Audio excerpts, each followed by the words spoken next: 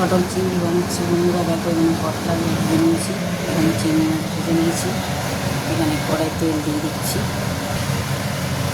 তেল গরম হয়ে গেছে, বাকি মশলার মধ্যে আছে টমেটো, আদা, জিরে, ধনে, রসুন, পেঁয়াজ সব আছে।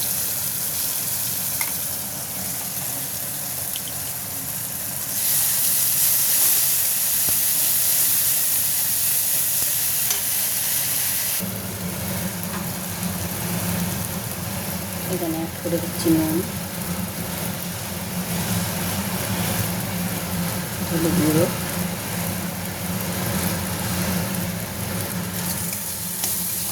মশলাটা একসাথে মিক্স করে নিলাম। তেলটা ছেড়ে গেছে,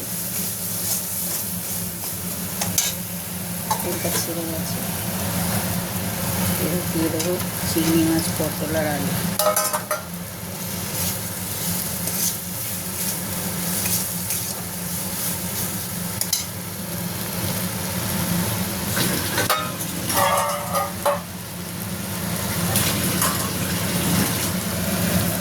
একটু সামান্য জল অ্যাড করে দেবো, মশলাটা ভালো করে ভুলে যাতে যায়।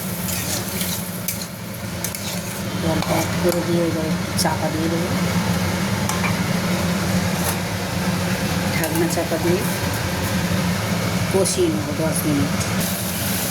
দেখো বন্ধুরা, পটল, আলু, চিংড়ি মাছ সব দিয়ে দিয়েছি একসাথে, সব সিদ্ধ হয়ে গেছে। দেখো আলু সিদ্ধ হয়ে গেছে, পটল সিদ্ধ হয়ে গেছে। এইবার এতে একটু সামান্য জল অ্যাড করে একটু মাখা মাখা তরকারিটা হবে, দিয়ে না। দেখো কত সুন্দর হয়েছে দেখতে। পটল চিংড়ি খুব ভালো লাগে খেতে।